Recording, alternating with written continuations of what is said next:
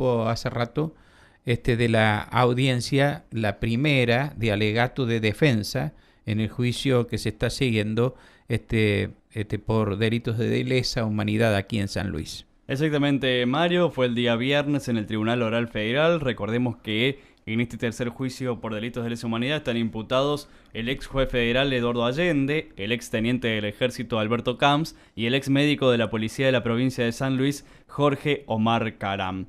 En esta primera audiencia de alegatos por parte de la defensa, justamente la defensa representada por los abogados Claudia Ibáñez, Reinaldo Pastor y Santiago Bahamondes, solicitaron la absolución de los tres imputados, basándose en que la imputación es por infracciones de deber, lo que sería, para decirlo de alguna manera, los incumplimientos de los deberes de funcionario público. Para estos tres abogados, que son defensores oficiales de los imputados, consideraron que una imputación por infracciones de deber no corresponden a delitos de lesa humanidad. La doctora Claudia Ibáñez... ¿Cómo es ese concepto? Que si la imputación por incumplimiento de los deberes de funcionario público, para estos abogados no corresponde a delitos de lesa humanidad. Sino incumplimiento de los deberes de funcionario. Exactamente. Que debería juzgarse por fuera de lo que es un delito de lesa humanidad, dice. Entonces, por eso es que se solicita que se prescriba justamente la imputación y se absuelva a los tres acusados en este juicio. En otra palabra, sí, el incumplimiento de los deberes de funcionario público no es delito de lesa humanidad. Según la doctora Ibáñez, que fue la que leyó la solicitud, dijo que no corresponde. También, justamente, Ibáñez dijo que si no se los absuelve a los tres acusados y que por el contrario son condenados, que los acusados cuenten con una garantía de plazo razonable y que la pena sea computada desde el momento de los hechos, o sea, hace 40 años, o desde la existencia de una expectativa de persecución penal. Por ejemplo, Alberto Camps ya viene cumpliendo prisión preventiva desde el momento que se le computaron algunos participación en la última dictadura, y a Eduardo Allende en algún momento también ya tuvo prisión domiciliaria, que ahora ya prescribió. Pero Camps está libre. No, Camps tiene prisión domiciliaria ahora. Sí. Es el único de los tres que están en este juicio que tiene con prisión actualmente. Dijo Ibáñez que piden esto independientemente de la duración que ha tenido este juicio, o sea que no corra desde agosto, por ejemplo, que comenzó el juicio de lesa humanidad.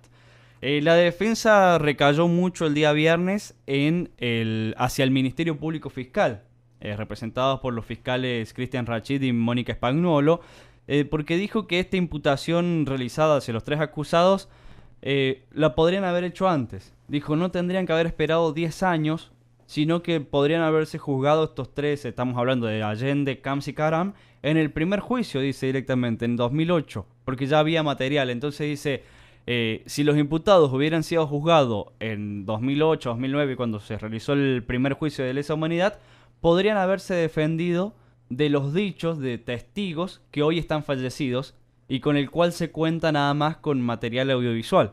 Recordemos que se han sumado este material al análisis del tribunal actual, ¿no? Conformado por los jueces Carelli, Falcucci y Marisi de Córdoba y de Mendoza, respectivamente.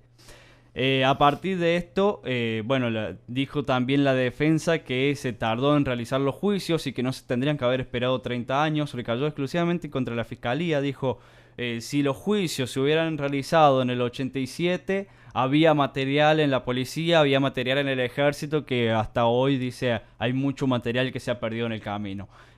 Obviamente queriendo llevar esto a que se podría haber conseguido más pruebas. Y ya lo vamos a estar explicando por qué. Porque ellos recaen en los testimonios. Dice, la única prueba que tienen la fiscalía y la querella para acusar y apuntar con el dedo, dice, contra los tres acusados, es los testimonios de los testigos que están vivos, nada más, dice. No claro, hay otro tipo de prueba. Pero es obviar las circunstancias históricas que vivió el país. Exactamente, claro. Los contextos que se han vivido. Sin lugar a dudas. Generado por las mismas Fuerzas Armadas. Alfonsín, por ejemplo, ¿no? Exactamente. Y bueno, la defensa... es obviar lo que pasó con la investigación de Graciela Fiochetti. Por ejemplo, por ejemplo, ¿no? Con la aplicación del principio de la obediencia debida y lo que ocurrió a raíz de los levantamientos. Sin duda. Y lo que hablábamos el día viernes, Mario, de toda la investigación también dentro de la provincia con el doctor Ibáñez, que estuvo llevando adelante la investigación en un primer momento aquí. La defensa va a dividir los alegatos, como anunciábamos más temprano, en 3 partes. Primero lo hizo el doctor Santiago Bamondes desde Mendoza con los alegatos de Jorge Omar Caram. Seguirán una próxima audiencia con el doctor Reinaldo Pastor, que va a hablar de los alegatos de Alberto Camps, y cerrará la doctora Ibáñez con los de Eduardo Allende. Bamondes, quien ya participó desde la Defensoría Oficial en los anteriores juicios, fue tajante al decir que Caram, porque él correspondió nada más los alegatos hacia Jorge Omar Caram desde la ciudad de Mendoza, donde está viviendo actualmente, dijo, no se lo puede encontrar culpable en una participación primaria de las torturas, pero no como autor, que es la imputación al cual se le hace a Caram, dice, como autor de tormentos agravados por la persecución política. Recordemos, Javier, a Caram lo que lo acusan es que cuando estaban torturando a una persona, los torturadores lo llamaban y decían, ¿podemos seguirle dando? O se nos va a morir. Ese es el motivo por el cual se lo imputa, ya vamos a estar dando los... Así de crudo era la cosa, así como la estoy contando, así de crudo era. Sí, era el encargado. Entonces este aguanta un poco más, métanle nomás. Exacto. El que aseveraba si podían seguir o no provocándole las torturas a las víctimas de la última dictadura.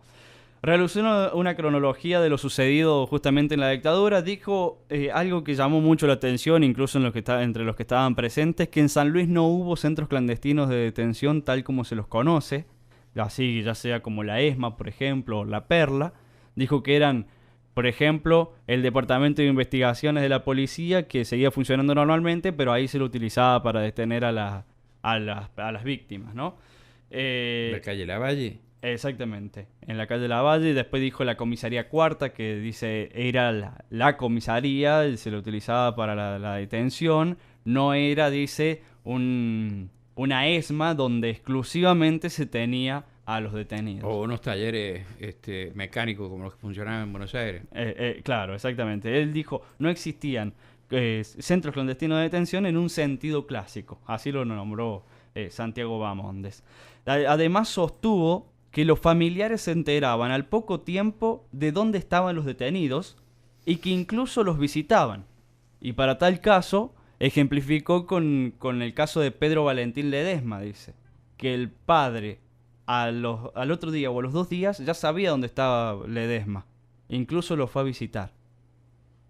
Recordemos, bueno, Ledesma es actualmente un desaparecido, ¿no? Y se lo sacan al padre de los brazos, de las manos, iba con él. Sí. Había ido él había estado detenido Ledesma, claro. Lo liberan, sale con el padre y a las 3-4 cuadras lo vuelven a detener. Claro, ahí es donde lo chupan. Exactamente.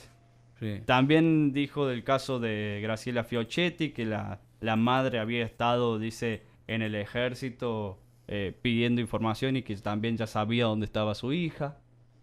O sea que fue estremecedor lo que ha dicho Bamondes, más allá de que tenga su postura, obviamente, sobre lo que ha sucedido, pero esta frase quedó como por dónde van a encarar justamente, o por lo menos es la defensa hacia Jorge Omar Caram. Los familiares se enteraban al poco tiempo de dónde estaban los detenidos. Sí, pero no todavía hay desaparecidos. No el destino final. Entonces, claro, hablar de Pedro, que se sabía dónde está Pedro Valentín Ledesma, ¿dónde está? Claro. De Graciela Fiochetti se supo al cabo de varios años. Sí, casi 15 años. Claro. Fue muy, muy fuerte lo que dijo Bamondes, sobre todo para los familiares que estaban allí, ¿no? En esta audiencia. Recordó el caso. ¿Y no hubo reacción ahí de la gente? Sí, hablaban entre ellos, pero no, puede ser que como era videoconferencia, no se podía hacer más nada que escuchar, ¿no? Y recordemos que están en Mendoza, porque Caram vive allá y bueno, tiene la potestad de estar desde allí escuchando todo lo que es el juicio y en este caso escuchar al lado de él estaba Bamondes con esta defensa.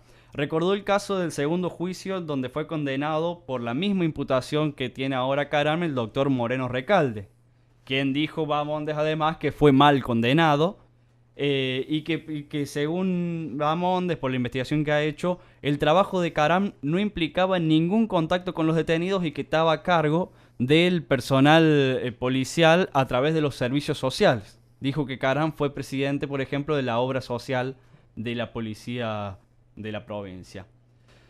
Cerró con los casos particulares que se le imputan a... ¿Pero qué dice? ¿Que él no intervino? ¿Quiere decir eso? Sí, bueno. Ahora en los casos vamos a ver por qué él dice que Karam no tuvo ningún contacto o si tuvo contacto no fue por lo que se lo está imputando a Jorge Omar Karam.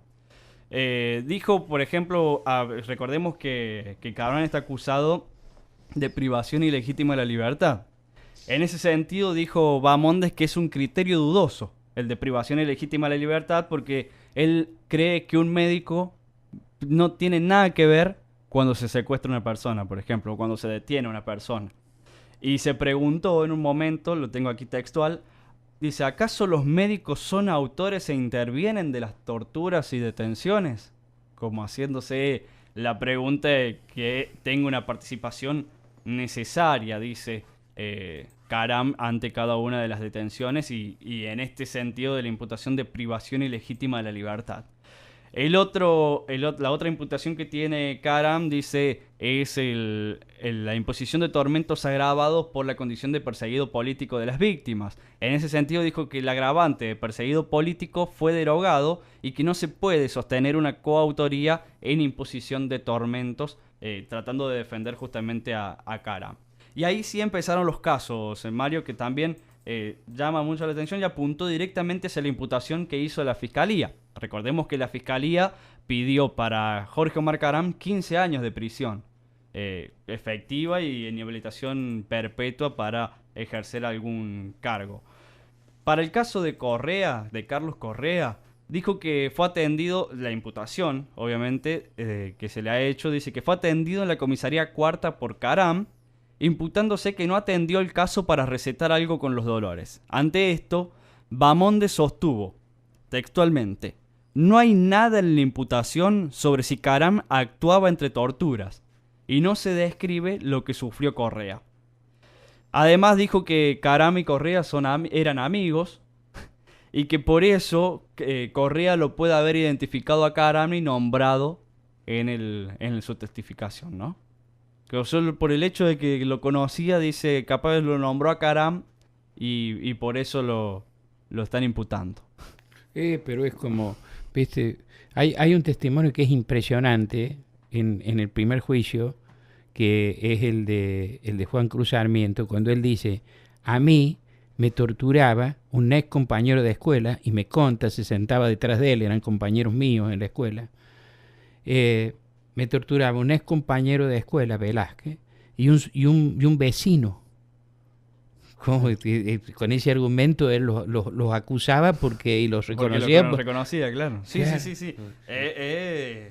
Y efectivamente, Carlos Correa y Karam eran de la misma época. Claro, y aparte en San Luis en esa época era para conocerse, sí, ¿no? Sobre todo cuando eran jóvenes, mucho, ¿no? Era un ambiente muy chico. Sí, las escuelas, claro. Se compartía mucho en ese ámbito. Y por eso, con esto lo que apuntaba Bahamondes era hacia la testificación y cómo, dice, hay yerros o falsedades en los testigos, en los testimonios, dijo, y que es la única prueba con la que puede culpar la Fiscalía ya sea a Allende, Karams o Camps. Dijo que, por ejemplo, los testimonios de Oliveras, Aníbal Oliveras, de Alfonso, de Carlos Correa, no relatan en sus testimonios el 100% de lo que ellos evocan de su memoria, sino que lo hacen con datos adquiridos posteriormente. Y que por eso hay yerros y falsedades, contradicciones, dijo, en cada uno de los testimonios. Con el caso de Oliveras, por ejemplo, dijo Bahamondes, el doctor Bahamondes, los doctores Karam y Moreno Recalde se acercaron a Oliveras y este se negó a ser atendido porque argumentó que sabía que lo iban a seguir torturando. Entonces dice, ante esto no hay una testificación bajo amenaza para Oliveras. Para el caso de Vergés, en la penitenciaría, un oficial del ejército y Jorge Karam lo desnudaron para buscar marcas en el cuerpo. Si tenía alguna marca de un tiro, por ejemplo, ¿no? que es la imputación que se le ha hecho por el caso Vergés. Y para Bahamondes, esta búsqueda de marcas en el cuerpo por parte de Caram en la penitenciaría estaba desconectado de las torturas. Así lo dijo, desconectado de las torturas. O sea, yo te busco un tiro en el cuerpo porque no tiene nada que ver con una tortura. Y es inexplicable si puede ser coautoría. La defensa del doctor Bahamondes. El último caso, que recordemos que son 4 por los cuales se lo imputa a Caram, Correa, Oliveras, Vergés, y el último fue Garraza. Que para Bahamondes, en la propia declaración de Garraza, dice que nunca vio un médico... Garraza padre. Sí, Garraza padre. Garraza padre. Sí. Recordemos que fue toda la familia detenida.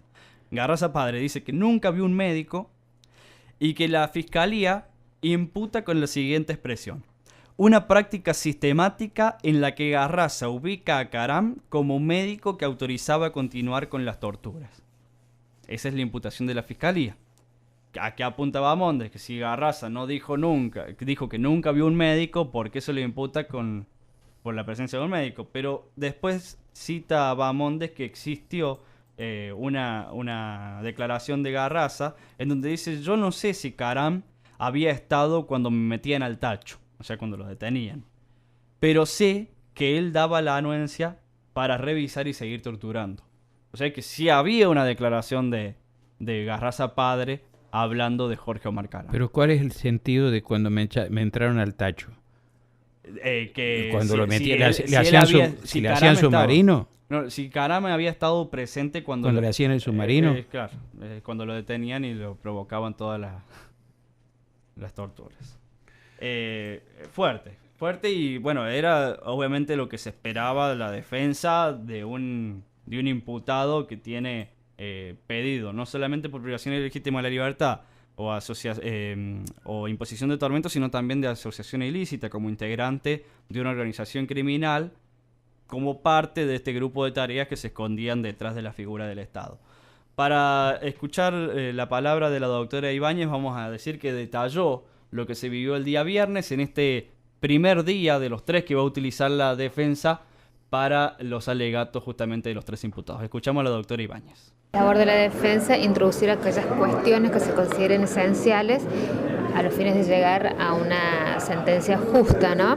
En ese contexto, la defensa introdujo planteos que en alguna medida ya se habían realizado, pero se introdujo nuevos argumentos vinculados a la prescripción de las acciones penales, que si bien, como decíamos recién, es un tema bastante técnico porque deriva de una jurisprudencia de la Corte Suprema que que hemos pedido que no se aplique.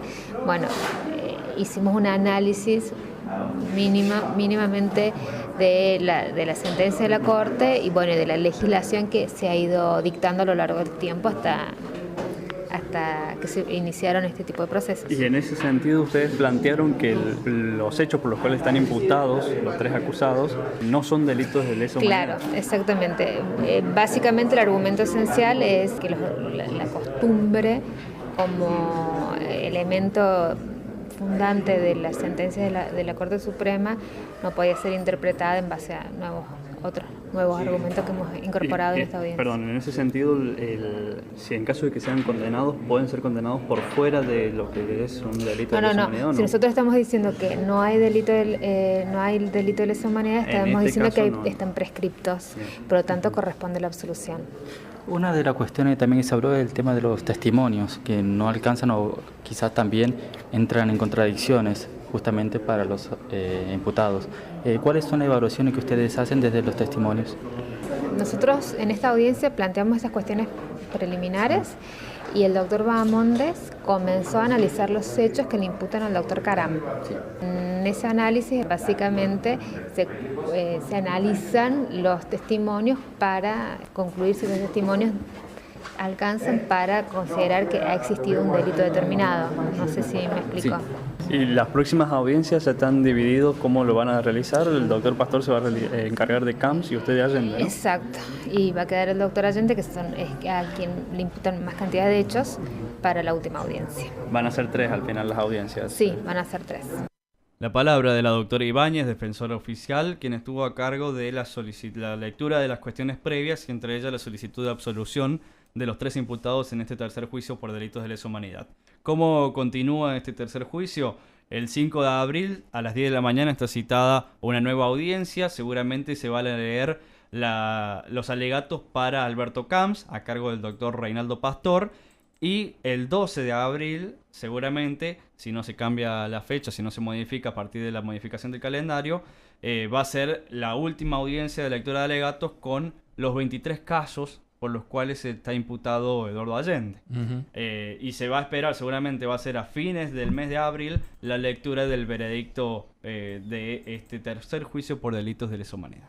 Bueno, Javier, me he quedado muy impresionado de la crónica en la parte referida a la defensa ejercida por Bahamondes, de las imputaciones efectuadas a Caram, ¿no?